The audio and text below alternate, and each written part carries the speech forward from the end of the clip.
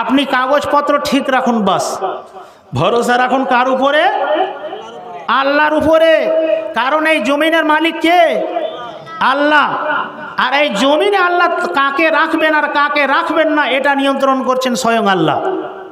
আপনাকে দলিল দিচ্ছি, আরবি পড়তে যদি না জানেন তো বাংলা কোরআনও যদি বাড়িতে থাকে তো পড়বেন। সূরা আল আরাফ আয়াত নাম্বার 128। সূরা আল আরাফ আয়াত নম্বর 128। হযরতে মুসা আলাইহিস সালামের জামানায় যখন ফেরাউন একটা আইন তৈরি করে দিল যে বানি ইসরাইলদের যত ছেলে আছে, ছেলে জন্ম নিবে এদেরকে হত্যা করো, মেয়েদেরকে শুধু রাখতে হবে আর ছেলেদেরকে হত্যা করে দিতে হবে। আচ্ছা, এই আইনটা ভালো আইন না মন্দ আইন? কথা বলেন। মন্দ আইন। কে চালু করেছিল? ফেরাউন। সুবহানাল্লাহ। তখন ওই যুগের মুসা আলাইহিস সালামের কওমের লোকেরা ভীত সন্ত্রস্ত হয়ে পড়ল, যেমন এখন আমরা পড়েছি। আমাদের উপরে যেমন একটা অসাংবিধানিক আইন চাপিয়ে দেওয়া হয়েছে যে সবাই পাবে, মুসলমানরা সে এতে আবেদন করতে পারবে না। ভাইজান, এই আইনটা যে অসাংবিধানিক এটা আমি বলছি না, রাষ্ট্রসংঘ বলছে।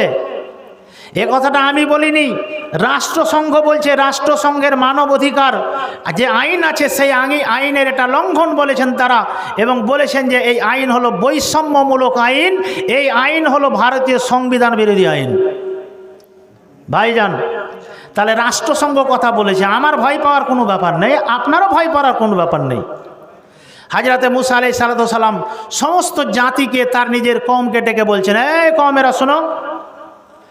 ক্বালা মুসা লিকাওমিহি, মুসা আলাইহিস সালাম তার গোত্রের লোকদেরকে ডেকে বলেন, ও আমার গোত্রের লোকেরা, শ্রেণীর লোকেরা শোনো, ভয় পাওয়ার কিছুই নেই। ইস্তাঈনু বিল্লাহ, তোমরা আল্লাহ সুবহানাহু তাআলার সাহায্য কামনা করো, আল্লাহ সুবহানাহু তাআলার কাছে সাহায্য প্রার্থনা করো। ওয়াসবিরু, এবং তোমরা ধৈর্য ধারণ করো। কি বললেন হযরতে মুসা? তার কওমের লোকদেরকে কি বললেন? ভীত সন্ত্রস্ত হয়ে গেছিল। আমরা যেমন এখন ভীত সন্ত্রস্ত হয়েছি যে আমরা মুসলমান, আমাদেরকে তো নাগরিকত্ব দেবে না, তো আমরা কোথায় যাব? ভয় পাওয়ার কোনো ব্যাপার নেই। হযরতে মুসা আলাইহিস সালাম তার কওমের লোককে বলছেন, ইস্তাঈনু বিল্লাহ, আল্লাহর কাছে সাহায্য প্রার্থনা করো। ওয়াসবিরু, এবং আল্লাহর কাছে ধৈর্য ধারণ করো। কেন? ইন্নাল আরদা লিল্লাহ, সারা পৃথিবীর যতটা জমিন আছে, সারা পৃথিবীর জমিনটা শুধুমাত্র আল্লাহর। সারা পৃথিবীর জমিনের মালিকানা আল্লাহর উপরে। আল্লাহ সুবহানাহু ওয়া তাআলা বলছেন, ইউরিসুহা মাইয়াশাউ মিন ইবাদিহি, আমি এই জমিনের মালিকানা আমার বান্দাদের মধ্যে যাকে ইচ্ছা দিয়ে দেব। তাহলে সারা পৃথিবীর জমিনের মালিক যদি আল্লাহ হয়, তাই ভারতবর্ষের জমিনের মালিক আল্লাহ নয়? কি বলছেন, ঈমান আছে না নেই? তাহলে সারা পৃথিবীর জমিনের মালিক যদি আল্লাহ হন, তাহলে ভারতবর্ষের যে জমিন, এই জমিনের মালিক কে? আল্লাহ।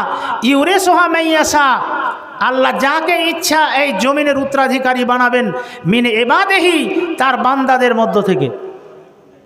তাহলে এখন মালিকানা আছে নরেন্দ্র মোদীর হাতে, বিজেপি সরকারের হাতে, সারা জীবন তার হাতে মালিকানা থাকবে এমনটা নয়।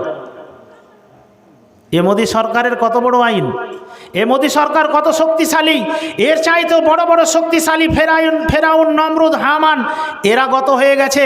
সারা জীবন এদেরও ক্ষমতা ছিল না। ভাইরা, বন্ধুরা আমার, তা আল্লাহ তাবারক ওয়া তাআলা হযরতে মুসা আলাইহিস সালাম তার কওমের লোককে বলছেন। আর আল্লাহ সুবহানাহু ওয়া তাআলা এই বর্ণনাটা কোরআনের সূরা আল আরাফের 128 নম্বর আয়াতে বর্ণনা দিচ্ছেন যে ইউরিসুহা মাইয়াশাউ মিন ইবাদিহি, আল্লাহ যাকে চান তার বান্দাদের মধ্য থেকে এই জমিনের মালিকানা দান করেন।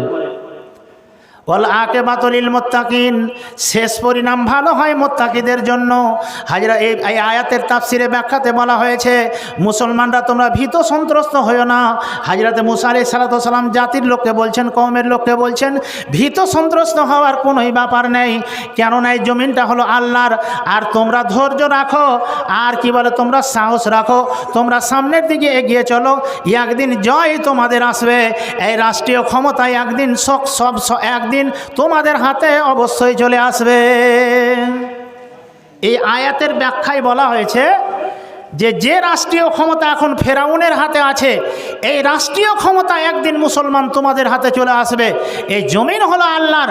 তাই ভারতীয় মুসলমানদেরকে আমি একটা বার্তা দিতে চাইছি, ভয় পাওয়ার কিছুই নেই। সারা পৃথিবীর জমিনের মালিক যদি আল্লাহ হন, তাহলে ভারতবর্ষের জমিনের মালিকও আল্লাহ। তিনি যাকে চাইবেন তাকে এই জমিনের মালিকানা দিবেন, এবং ইনশাল্লাহ একদিন মুসলিমদের হাতে আবার এই দেশ ফিরে আসবে।